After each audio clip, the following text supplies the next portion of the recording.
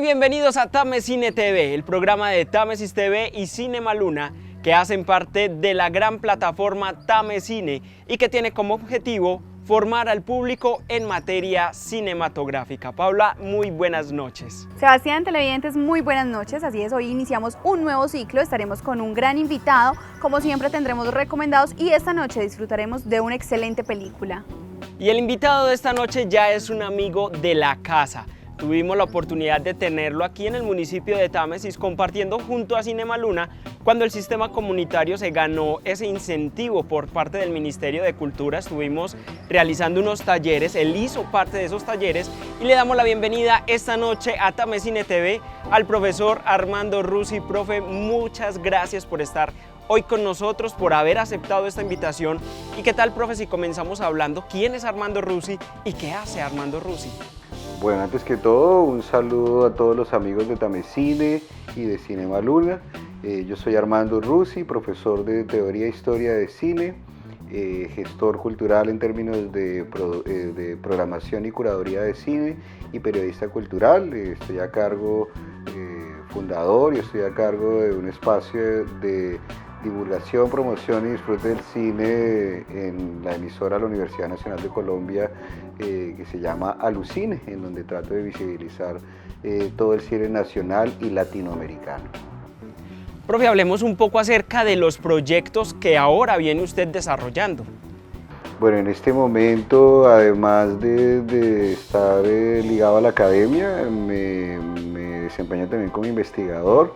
Estoy investigando un proyecto sobre documental en términos de retrato y autorretrato en el cine contemporáneo documental colombiano. Las artes a lo largo del tiempo han sufrido unas transformaciones, entendiendo que el cine también hace parte de ellas y que por ende ha sufrido algunos cambios. ¿Cómo lo caracteriza usted? ¿Lo han favorecido y enriquecido o por el contrario han generado algún deterioro? Bueno, yo siento que bueno, como todo el mundo sabe, el cine tiene aproximadamente 120 años, es una de las artes más jovencitas o la más jovencita que hay, pero en esos 20 años ha evolucionado bastante rápidamente y ha, digamos, homologado las artes, digamos, primigenias, ¿no? La danza, el teatro, la pintura, por sobre todo, y pues vamos a ver que en esa evolución pues ha vivido un cambio bastante acelerado, en donde inclusive muchas veces se ha hablado de la muerte del cine. Recordemos la llegada del sonido, por ejemplo, la llegada del color, tecnologías como el 3D, pero sin lugar a dudas el cambio más radical que ha tenido el lenguaje audiovisual cinematográfico tiene que ver con la entrada del universo digital y del universo de la internet, ¿no? Porque esto ha cambiado la forma como se hace cine, pero sobre todo ha modificado los modos de ver. Pero además de ese problema que yo veo que tiene que ver con lo romántico, pero también con lo filosófico, o sea, la ética y la estética del cine, veo un problema también en una frialdad que se da con relación al público. Entonces vamos a ver que el público, digamos, ha roto la forma ritual del cine. Entendamos la forma ritual como la forma de salón, de sala oscura, de colectivo, en donde tú te sientas con un desconocido a reír, a llorar, a meterte en un drama. Digamos, eso se ha transformado a la sala de cine particular de la casa, ¿cierto? Los diferentes streamings de YouTube, por supuesto Netflix es como el rey, pero no el mejor. Movie, Retina Latina en Colombia, ¿no? Entonces, por un lado hay cierta democratización, pero también hay una frialdad, digamos, al enfrentarse a esos contenidos, pero también hay una cuestión que yo veo muy laxa y perezosa, porque el espectador contemporáneo tiene una relación con el audiovisual, digamos, muy inmediata, muy inmediatista, muy rápida, ¿no? Entonces el espectador contemporáneo puede ver horas y horas y horas de material audiovisual, pero digamos que lo fracciona, ¿sí? Lo irrumpe, digamos, este material, ¿no? Lo podemos ver en las series, ¿no? Lo podemos ver en la cantidad de videos o de productos audiovisuales que encontramos en YouTube o en una plataforma como Facebook, ¿cierto? En donde tú puedes pasar todo el día viendo, pero tu atención se pone cada vez más más laxa, ¿no? Más precisa para cosas muy pequeñas. Cuando el producto empieza a alargar su tiempo, pues el espectador empieza a tomar distancia del producto. De hecho, voy a citar una cifra que tenía, ya vieja, que tenía Facebook en 2015, que era el tiempo ideal de un video era de 6 minutos, ¿sí? En relación a mayor duración, menos público. Entonces eso ha transformado, digamos, la atención que hay del público frente a un largometraje, ¿no? Que es una pieza que está concebida para ser vista en un momento específico, ¿cierto? De una duración específica. Por lo menos mis estudiantes de cine tienden a modificar esa obra y fraccionarla. No, profe, yo me vi un pedazo hoy, la otra tal, y fraccionan una obra que no está diseñada para ser fraccionada, ¿no? Entonces yo no quiero sonar fatalista, pero yo sí creo que hay una relación muy fría en donde el cine ya no se entiende como arte. Creo que ese es otro de los grandes rompimientos que se da inclusive antes de la era digital y de la era de la internet, y tiene que ver con el triunfo del neoliberalismo y de la película única desde Hollywood. Estamos hablando de los finales de los años 70 y principios de los años 80, con Blockbuster, con estos productos taquillerísimos y muy interesantes como La Guerra de las Galaxias principalmente, y Jaws, Tiburón, de Steven Spielberg, en donde estas películas de un presupuesto muy pequeño para lo que acostumbraban a hacer las grandes producciones de Hollywood, pues producen por 10, reproducen por 10 los dividendos. Entonces Hollywood le empieza a apostar a ese producto. Sumado a eso, tenemos el triunfo, como ya lo dije, del neoliberalismo, de la mano de Margaret Thatcher en Inglaterra y Ronald Reagan en Estados Unidos, que, digamos, acoplan muy bien esa idea de la película única dentro de un mercado agresivo capitalista, y esto va a ser una brecha profunda y casi irreconciliable en la contemporaneidad en términos del cine como arte y el cine como entretenimiento. Recordemos que el cine era el arte por excelencia del siglo XX y, a diferencia de las otras artes, de carácter popular. O sea, no era caro, no era elitista, era cine, y no había esa brecha tan grande que hay ahora de arte y entretenimiento, sino la gente iba sencillamente a ver cine. Todo el mundo iba a ver cine, habían los cines de barrio. De hecho, no habían tantas salas comerciales, sino todas las ciudades del mundo, ¿no? Tenían salas de barrio que han ido cerrando y se han ido cambiando, transformando por las salas comerciales, los multicines, ¿no? Además, recuerden que los cines eran templos arquitectónicos que encerraban todo un problema de curaduría y de práctica social, ¿no? Ahora no vemos eso. Un multicine en Soacha es igual andino y es igual en Francia, ¿sí? Son muy fríos, ¿no? No dan espacio, digamos, a ese divertimiento estético con el lugar y la película que se iba a ver, ¿no? Entonces veo que el público en general ha separado esa condición de arte del cine, y el cine hoy en día no es asumido culturalmente como un arte, ¿sí? Todavía hay arte, hay grandes artistas, hay grandes películas, pero culturalmente en el grueso de la sociedad el cine es un mero entretenimiento, es un helado más, es una actividad más de domingo, ¿cierto?, en un centro comercial, y ya no tiene esa búsqueda para el grueso de la sociedad, esa búsqueda del cine como ventana del mundo. Recordemos también que decía el fundador de la Cinemateca francesa, Henri Langlois, que el cine era la universidad del pueblo. Entonces, a través del cine leíamos la sociedad. Creo que eso se ha transformado mucho, ¿no? Y bueno, como decía, no quiero ser fatalista, creo que pues, hay virtudes, por supuesto, ¿no? Todas las posibilidades que brinda el momento de rodar, pero sobre todo al momento de la postproducción, de manipular el material desde el computador, pues es muy interesante porque nos permite unas posibilidades, diría yo, casi que ilimitadas, ¿no? Inclusive ya hablamos que no es nada del otro mundo de cine sin cámaras, ¿no? Todo, yo puedo hacer un universo absolutamente realista sin ninguna cámara, todo diseñado desde un computador. Entonces eso es un poco como las transformaciones que veo y como los pros y los contras que veo en el cine, pero también esa mixtura o hibridación de medios, porque ya digamos que es muy difícil hablar solo de cine, sino se habla como de una cuestión multimedial, ¿no? En donde hibrida la televisión, el video, el videoclip, el cine, el documental, la ficción. Entonces vemos una amalgama también que como lenguaje es absolutamente rico, ¿no? Porque nos presenta otras posibilidades de experimentación con la imagen. ¿A qué denomina Armando una joya del cine? ¿Y será que las transformaciones de las cuales hablábamos anteriormente las ayudan a crecer?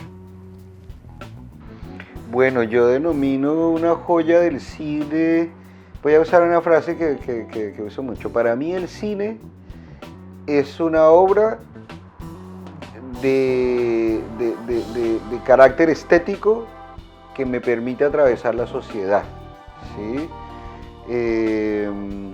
Y siento que una joya del cine es esa obra que precisamente se constituye como testimonio, ¿cierto?, de un momento, de unas condiciones culturales, políticas, sociales, económicas, tecnológicas, ¿cierto? Y pues no todas las películas, digamos, tienen esas cualidades, ¿no? Encontramos unas películas que por su forma de hablar, por sus cualidades estéticas y narrativas, permiten, digamos, no solamente ahondar en un problema del lenguaje cinematográfico, sino realmente excavar, problematizar, discutir la sociedad, ¿no? Entonces eso es lo que yo pensaría que es una joya. Y me gusta la pregunta como cierra, porque la pregunta me propone otra discusión, tal vez filosófica también, frente a las transformaciones y el carácter de joya. Entonces a mí me gusta mucho la palabra clásico, pero no remitiéndose a la obra, al carácter historiográfico, clásico, de la vigencia de una obra en el tiempo, que es una de las definiciones de clásico, sino de ese carácter simbólico. Entonces eso nos lleva a entender que lo clásico no es solamente una obra antigua, primigenia, fundacional, sino que también hay clásicos contemporáneos. Esas obras que logran, ya no hablamos de transformación, porque la transformación digamos que era un ideal muy romántico del arte, ¿no? De una obra de arte para transformar la sociedad, pero sí una obra que discuta, que problematice la sociedad. Y ahí sí pues vamos a ver que se reduce el espectro. El grueso de las películas, por lo menos de consumo, no buscan problematizar la sociedad, sino adormecer la sociedad. Por eso se ha hablado de Hollywood como el cine por excelencia de evasión de la realidad. Entonces a mí me parece interesante o joya del cine aquella película que me cuestiona, ¿cierto?, como un ente social, y me cuestiona frente a la historia, frente a la sociedad, frente a las coyunturas que me son urgentes en mi tiempo histórico. Para usted, ¿cuál es una joya del cine? Bueno, habría muchas, digamos, podría plantearlo, digamos, resumirlo, digamos, definiendo 3 obras a partir de 3 momentos: lo clásico, lo moderno y lo contemporáneo, para hacer, digamos, un resumen. Entonces, si vamos a hablar de lo clásico, pues hay muchas obras importantes, momentos importantes, ¿no? El expresionismo alemán, Griffith, en el nacimiento del lenguaje, del cine como lenguaje. Pero si yo tengo que hablar de una joya absoluta del cine mundial y de un rey absoluto, un dios absoluto del cine mundial, ineludiblemente me iría sin dudarlo en primera instancia a Charlie Chaplin, ¿cierto? Y si tengo que escoger de toda su maravillosa filmografía, que no solo divierte, sino humaniza. Recordemos que Chaplin no solamente era el gran comediante, el comediante por excelencia, ¿cierto?, sino que también era un gran actor dramático que nos invita de la risa más aguda al llanto más doloroso, ¿cierto? Tendría que citar y recomendar sin lugar a dudas City Lights, Luces de la Ciudad, ¿cierto?, 1930, que es su primera película sonora, ¿cierto?, sin diálogos, una genialidad, ¿no? Y pues no les voy a contar, por supuesto, el argumento, pero sí les voy a decir que al final de la película, es una película, no les voy a contar el final, sino una anécdota, al final de la película, cuando yo la paso en clase, siempre me voy al frente a ver mis estudiantes, porque mis estudiantes lloran. Uno no está acostumbrado, no sabe que Chaplin también lo lleva a uno a conmoverse al punto del llanto, ¿no? Y es un llanto sanador, porque es un llanto, es una película que invita, digamos, o Chaplin siempre fue el gran crítico de la modernidad y nos invitó siempre a discutir, ¿cierto? ¿Qué es el éxito? ¿Qué es el amor? ¿Qué es el amor no solamente de pareja y del objeto de deseo, sino que es el amor por el otro, por el prójimo? Y eso es absoluto. Eso por el lado de lo clásico. Lo moderno, entendamos la modernidad desde este cine que deviene de la crisis de posguerra de la Segunda Guerra Mundial, con lo que se conoce como los nuevos cines. Nuevos cines porque planteaban nuevas formas de ver el mundo, ¿no? Y ahí tendríamos dos formas de entender la modernidad, una que va a un naturalismo, ¿cierto? Un cine de la realidad que nace con el neorrealismo italiano, cine de posguerra italiano, y otro cine que digamos es de ruptura, que yo llamaría también un cine de pensamiento fluido, que trata de homologar no la iniciación, nudo y desenlace de la tradición griega aristotélica, sino que nos invita a tratar de hacer narrativas que homologuen el pensamiento. Por eso yo lo llamo de pensamiento fluido. Nosotros no pensamos iniciación ni desenlace, sino con nuestro pensamiento vamos rompiendo el tiempo y el espacio. Si yo les digo piensen en una comida que les gusta mucho, ¿cierto? En este momento ustedes se trasladan ahí, a ese lugar, ¿sí? Si les digo un día que hayan llorado mucho por algo que les dolió mucho, en este momento se trasladan, rompen el tiempo con su pensamiento, ¿cierto? Entonces las narrativas modernas también buscan romper el tiempo y el espacio, ¿no? Y en ese orden de ideas me gustaría citar otro gran autor, transgresor, ¿no? Que creo que es una de las funciones principales del arte, ¿no? Transgredir la cultura o la cultura oficial con precisamente contracultura.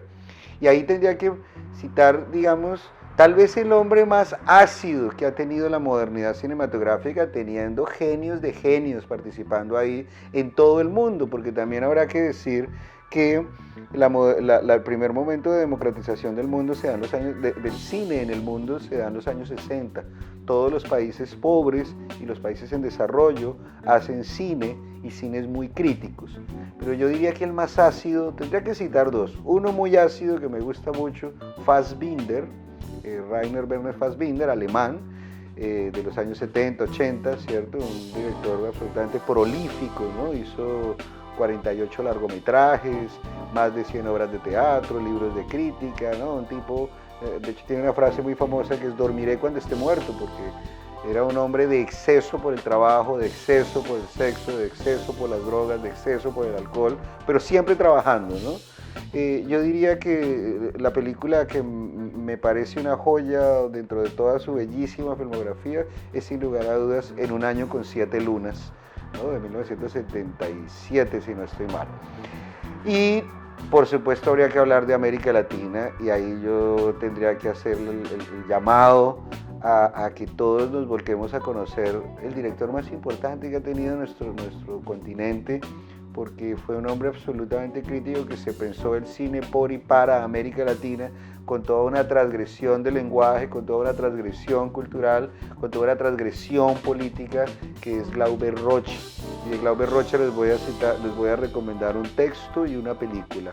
La película para mí más importante tal vez de Glauber Rocha es Tierra en Trance, una película que inclusive se adelanta la visión apocalíptica política que vive Brasil hoy en día. Estamos hablando de una película de 1966, si no estoy mal, o principios de los años 60, ¿cierto?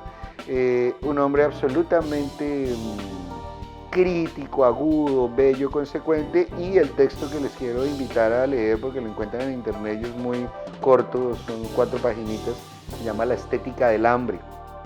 Y solo voy a citar una frase para que vean cómo él tenía la capacidad de síntesis, de entender y problematizar la sociedad latinoamericana o las sociedades pobres. Sí, la frase es la siguiente de este documento de La estética del hambre. La frase es: la más noble manifestación del hambriento es la violencia. Y eso es lo que estamos viendo en América Latina y en los países pobres, que están explotando precisamente porque hay una marginalización, ¿cierto?, de una élite que no permite educación, que no permite alimentación, que no permite dignidad, que no permite desarrollo familiar, que no permite educación, bueno, tantas cosas. Y Glauber Rocha ya hacía unas miradas críticas. Y contemporáneo me gustaría pensar en algo bien al límite en términos de tecnología. Y bueno, también voy a citar dos, porque digamos que lo más al límite que he visto, y no en términos de tecnología, sino de lenguaje, tal vez sea un director argentino, muy joven, contemporáneo, que se llama Teddy Williams. Bueno, realmente él se llama Eduardo Williams, pero su nombre artístico es Teddy Williams, y yo les recomiendo que lo pueden ver en Vimeo sin problema. Pude ver un puma. Entonces ya el tipo se mete con unos problemas de lenguaje, precisamente de desdibujar la frontera de lo genérico. Entonces es un problema de lenguaje muy, muy rico. Y en términos tecnológicos, o sea, de películas, joyas contemporáneas que ya se metan en un asunto de tecnología, me gustaría citar, a ver qué se me viene a la cabeza. Alguna precursora podría ser. Bueno, podría ser una película que, digamos, hoy en día podría sonar muy elemental, pero es una de las películas precursoras del video en sala de cine, porque recuerden ustedes que el video fue muy mal visto. De hecho, tuvo una muy mala propaganda en los años 80. Solo grandes maestros hicieron video. Godard, Antonioni, Roberto Rossellini, Jacques Tati, ¿cierto? De resto, todos los cineastas, uy, qué feo eso, porque eso no tiene resolución. Tendría que citar una película que de pronto hoy en día pareciera normal, pero sí fue muy revolucionaria, porque como les venía contando, el video fue muy mal visto, sobre todo en los 80, desde el cine, porque tenía una muy baja resolución. Entonces, pues muy poca gente filmaba cine en video, y por supuesto nadie, ninguna sala, ningún festival de cine proyectaba video, una película de largometraje de video. Se veía muy mal. El video sobre todo se adoptó también en los años 80 desde videoartistas que en la falta de resolución encontraron, digamos, unas virtudes de experimentación formal. Y de ahí vamos a ver algo muy rico, que fue también el videoclip, que tiene que ver mucho con el video, ¿no?, que también arranca a finales de los 70, principios de los 80.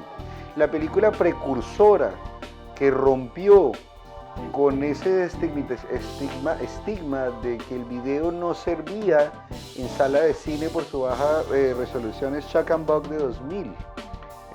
Entonces es una película que hace que el video entre de forma industrial y comercial, digamos, al mundo del cine. Tal vez sin esa película se hubiera demorado más en que el video fuera aceptado en términos industriales de exhibición. ¿Qué pasa con los espectadores colombianos que les cuesta encontrarse con las joyas del cine? Yo creo que no es un problema del espectador colombiano, es un problema mundial, ¿sí?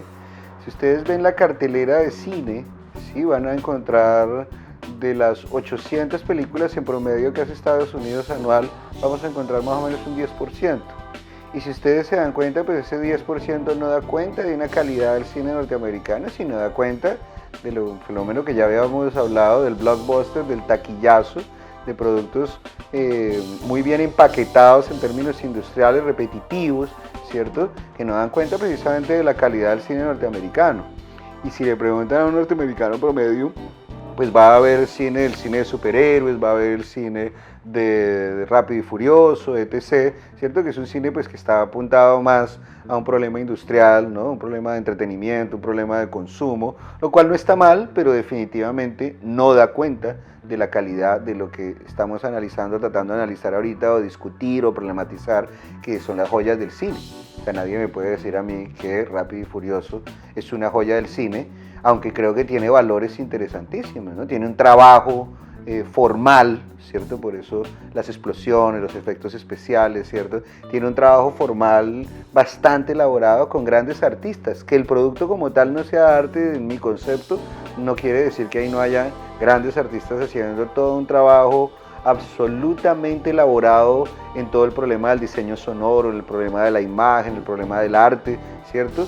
Pero definitivamente no es una joya del cine, ¿cierto? Entonces, como vemos, el problema no es solamente colombiano, ¿sí? Hay un problema de mercadeo, hay un problema de colonización de la mirada, de colonización de las pantallas. El público promedio está identificado con un producto industrial, ¿sí? Tanto en el cine mundial como en el cine colombiano, ¿sí? O cuántos sabemos o conocemos la producción argentina contemporánea, la producción brasilera contemporánea, la coproducción mexicana contemporánea, la producción francesa contemporánea, Alemania contemporánea. Ni idea, o sea, no llega, no hay, digamos, los canales para conocerlo, ¿cierto? Entonces yo creo que hay una negación constante por lo propio, entre otras cosas porque también hay un desconocimiento total. En Colombia se están haciendo en promedio entre 40 y 50 películas anuales sin contar 20 y 21 por pandemia. Y cuando digo 40 y 50 películas en promedio son exhibidas en salas, ¿cierto? En donde digamos que un gran blockbuster se chupa todo el público, ¿no?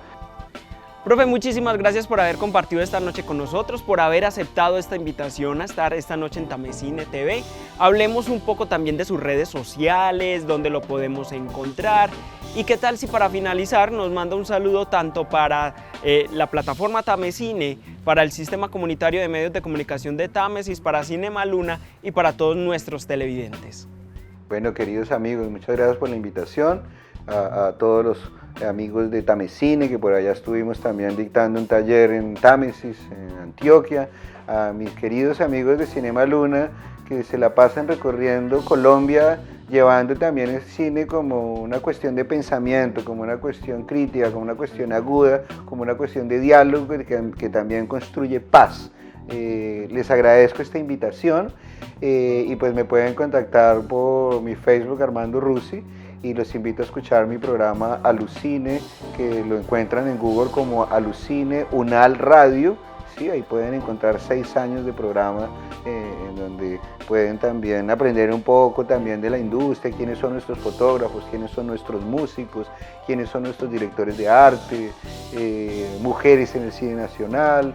Entonces es un espacio que yo he dedicado, digamos, en promoción. Bueno, no solamente en Colombia, sino en América Latina también van a encontrar especiales muy interesantes de cine contemporáneo en América Latina. Entonces hemos llamado a personalidades en Brasil, Eric Rocha, el hijo de Glauber Rocha que acababa de hablar, a Roberto Fiesco en México, gran productor y director.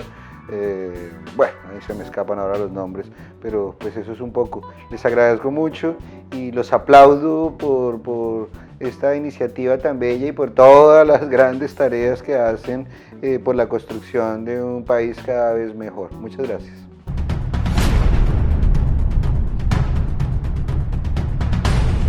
Y para continuar con nuestro programa, pues entonces aquí llega Paula con unos recomendados, unas películas que han sido nominadas o que han sido consideradas joyas del cine a través del tiempo. Una de ellas van a ser las películas que vamos a ver durante estos siguientes programas en Tamecine TV en nuestro ciclo de joyas del cine. Así que llega Paula con estas películas recomendadas en esta noche.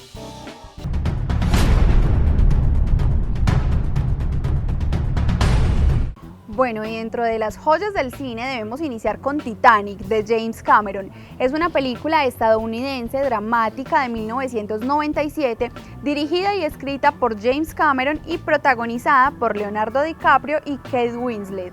Es la trama una epopeya romántica que relata la relación de Jack y Rose, dos jóvenes que se conocen y se enamoran a bordo del transatlántico RMS Titanic en su viaje inaugural desde Inglaterra hacia Estados Unidos en Nueva York, en abril de 1912.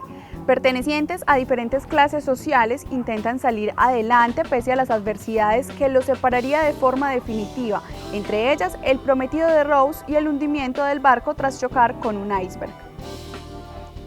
Inspirada en la novela homónima de Robert Bloch, la historia está ambientada en un tétrico motel de carretera cuyo dueño es Norman Bates. Junto al motel hay una casa tan poco acogedora como el edificio en la que reside el señor Bates con su madre. Una lluviosa noche llega al lugar una joven llamada Marion Crane, la cual solicita una habitación aportando un nombre falso tras haber robado $40.000 a su jefe. Tras disfrutar de una cena en compañía de Bates, Marion decide ir a su habitación para tomar una ducha y acostarse.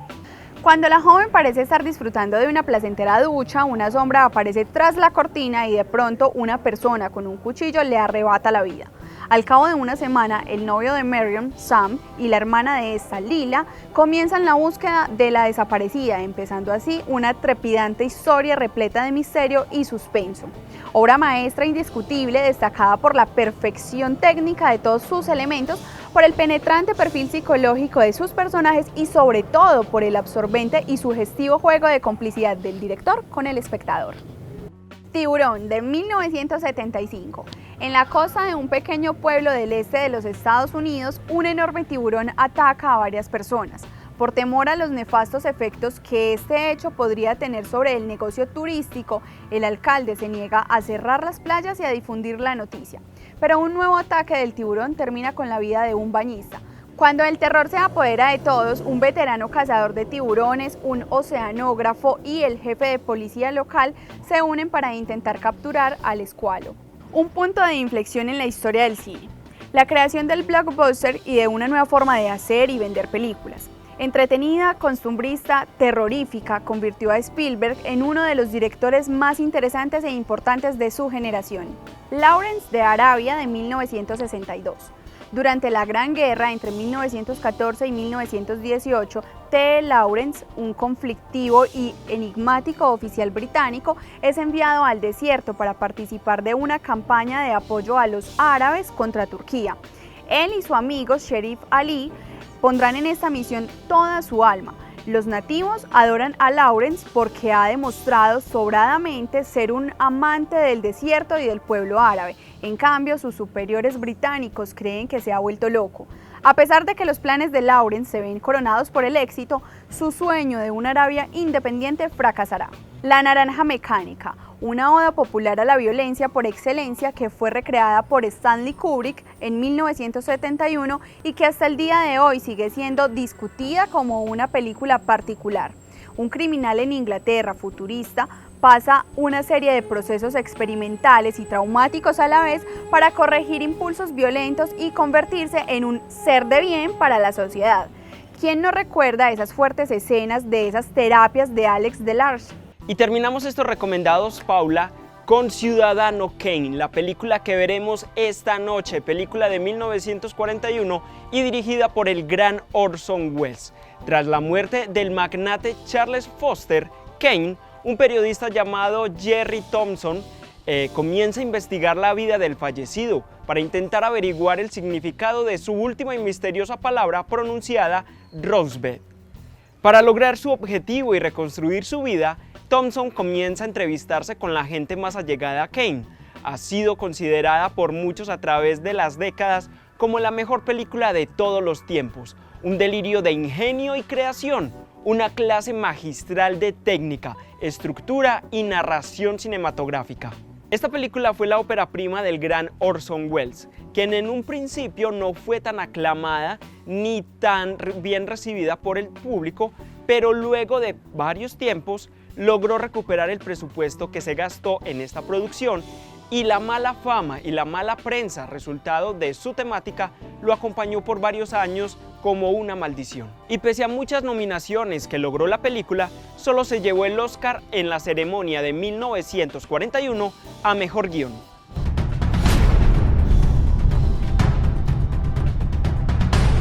Disfrutemos entonces de esta película y nosotros nos volveremos a encontrar dentro de 8 días con más cine. Recuerden seguirnos en nuestras redes sociales, nos encuentran como Támesis TV, @cinemalunafilms y @plataforma_tamescine. Recuerden también que si ustedes tienen alguna joya del cine, si ustedes consideran que nos faltó hablar de alguna joya, nos pueden hacerla llegar ahí en los comentarios y también seguirnos a través de nuestro canal de YouTube, nos encuentran como Támesis TV.